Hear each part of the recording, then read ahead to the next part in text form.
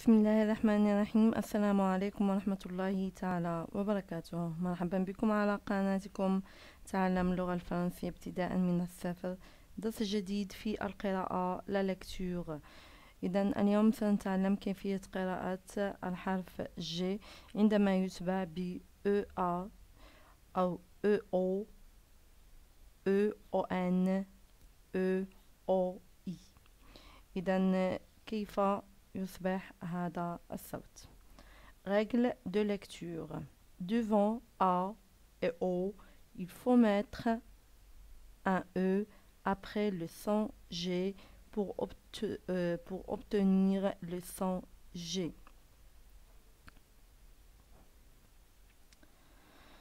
إذن القاعدة تفيد أن بعد G كبيرة G يجب أن نضيف الحرف E إذا أردنا أن نحصل على الحرف G وليس الحرف G. إذا GA تعطي الصوت G، GO تعطي الصوت GO. إذا لنحصل على الصوت G وليس G علينا أن نضيف بين الحرفين G و A الحرف E و G و O الحرف E. إذن دائما يجب إضافة الحرف E للحصول على الصوت G. أمثلة: G E accent aigu A le géant الضخم le géant. إذن بما أن لدينا N نقرأها yan le géant. G E O L le flageolet ou bien la rougeole. Le flageolet ou bien الاسم الثاني la rougeole. إذن le flageolet إما نقصد بها الناي، لديها معنى اثنان من المعاني في اللغة الفرنسية، الناي أو الفاصولياء. لا روجول هو مرض احمرار الجلد. GEA la vengeance ou bien إذا في هذه الحالة أتت مسبوعة بالحرف N. إذا لدينا G E A N. لو أننا لم نضيف E لقلنا la vengeance. إذا نضيف E لنقول la vengeance للحصول على الصوت G. هنا لدينا كلمة la vengeance معناها هو الانتقام. la démangeaison هنا حصلنا على الصوت G وليس جون لأن بعد A لدينا I. إذن la démangeaison إذن لا نقول la démangeaison بل نقول la démangeaison لأن لدينا الحرف E بعد الحرف G. la démangeaison نقصد بها الحكة. لدينا G E O I joie le bougeoir le bougeoir وليس le bougeoir لأن أضفنا E. le bougeoir. إذن le bougeoir هي حاملة الشمع. le bourgeois إذن S هنا لا تنطق.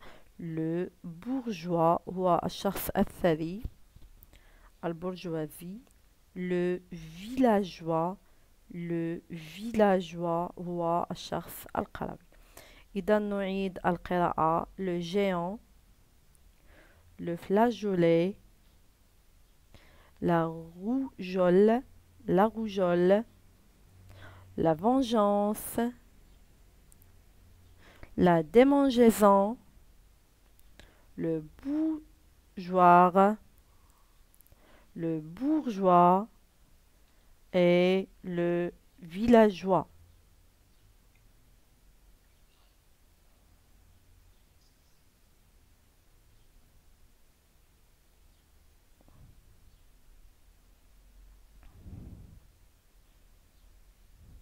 إذا هنا بعض الأمثلة: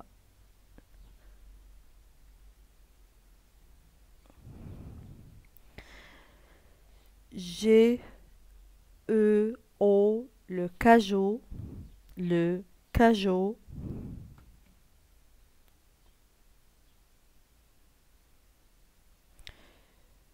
GEOL le flageolet, le flageolet. إذن هي القطاني والناي.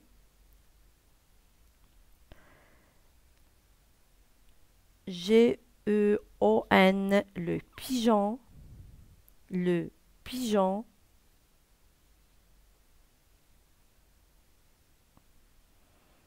GEOI la nageoire, la nageoire. إذن لا نجوار هي الزعانف. إذن أنا وضعت عليها أسهم بالأخضر، أسهم دائرية لأوضح. لا نجوار هي زعانف السمكة، ولا نقصد بها السمكة. إذن الرسم هنا أوضحت أن لي نجوار هم الزعانف التي وضعت عليهم اللون الأخضر أو السهم الأخضر، أشرت إليهم بالسهم الأخضر.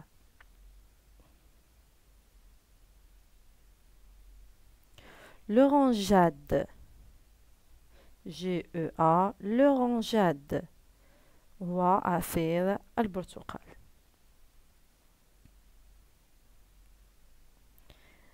إذا نعيد القراءة.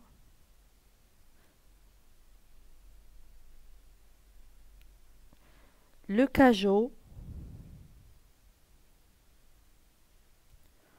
le flageolet, le pigeon, la nageoire et l'orangeade. إذا نمر في الأخير إلى التمرين التطبيقي. إذا في هذا التمرين أعطيتكم جمل تتوسطها كلمات، عليكم أن تقوموا بإتمام هذه الكلمات إما بالحرف EA, EON, E accent O, EOI. إذا accent grave هنا. Nous mangeons des salades. إذا le verbe manger au troisième personne au première personne du pluriel. إذا لدينا هنا الضمير nous. إذا لا نقول nous mangeons، بل علينا أن نضيف الحرف E لنحصل على الصوت G. إذا صحيح سيكون كالتالي: Nous mangeons des salades. نحن نأكل السلطات. إذا لاحظوا أن أضفنا القاعدة تقول في الضمير الأول للجمع نو نضيف ONS للأفعال المجموعة الأولى، أي الأفعال التي تنتهي ب ER. ولكن هنا لدينا حالة خاصة والأغلبية يقوم بهذا الخطأ، أنه ينسى إضافة الحرف E، يطبق القاعدة حرفيا، يضيف فقط ONS ثم يكون الصوت نو مونغون. إذا القاعدة في القراءة فرضت علينا أن نضيف E لنحصل على الصوت G، فنقول nous mangeons des salades. الجملة الثانية: Claude a renversé son verre d'orangeade. إذا كلود قامت renverser، إذا قامت بصب كأسها son verre d'orangeade أي عصير البرتقال. إذا كلود a renversé son verre d'orangeade أي أنها قامت بكبه أو صبه، أي أن سال العصير من الكأس. renversé إذا يعني أن عندما يسيل شيء ما من الكأس دون أن ننتبه، سائل ما من الكأس دون أن ننتبه. إذا أضفنا أ لأننا لن نقول دو أورانجاد، بل علينا أن نقول دورانجاد. إذن علينا إضافة الحرف E. Le maître, pardon, je révise les leçons de la géographie. إذا لا نقول géographie، لا نضيف E O، بل علينا أن نضيف E accent aigu grave عفوا أو accent grave لنحصل على الصوت يو جيو. إذا صحيح سيكون كما يلي: Je révise les leçons de la géographie. أراجع دروس الجغرافيا.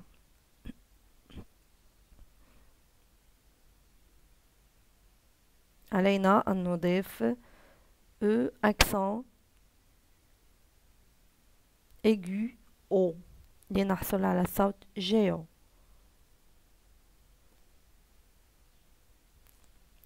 Le maître nageur saute du plongeoir. إذا نلاحظ أن هنا لدينا فعل، لدينا le maître nageur. إذا نلاحظ أن هنا لدينا ج بعدها E، لأن لدينا U لا نقول le maître nagre. إذا يجب أن نقول le maître nageur لنحصل على الحرف الج، يجب أن نضيف U. إذا saute يقفز du plongeoir. plongeoir هي تلك الصفيحة التي نقفز عليها من المسبح. صحيح سيكون كما يلي: Le maître nageur. إذا رجل السباحة saute يقفز du plongeoir. إذا أضفنا E كي لا نقول plongeoir لأن O إي تقرأ و، تعطي الصوت و. إذا نضيف E لنحصل على الصوت ج. إذا plongeoir وليس plongeoir.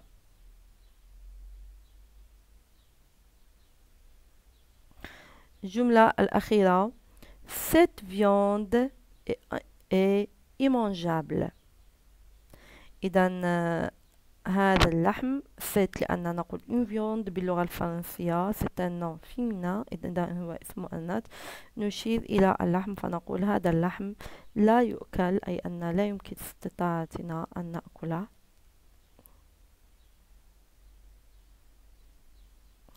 Cette viande est immangeable، أي لا نستطيع أن نقوم بأكلها. أضفنا E A كي لا نقول immangeable. إذن immangeable. الصحيح سيكون كالتالي: Nous mangeons des salades. Claude a renversé son verre d'orangeade. Je révise les leçons de la géographie. Le maître nageur saute du plongeoir. Cette viande est immangeable. إذا كان هذا هو الدرس لليوم للصوت G عندما يكون متبوع بأكثر من حرف متحرك، ça veut dire plus qu'une voyelle. إذا كيفية قراءته هو شيء مهم، قاعدة مهمة جدا. أشكركم على حسن انتباهكم. في نفس الوقت قمنا بإغناء رصيدكم اللغوي. On a enrichi votre vocabulaire. Merci pour votre attention. إذا أستودعكم الله في حصة مقبلة إن شاء الله على قناتكم تعلم اللغة الفرنسية ابتداء من الصفر.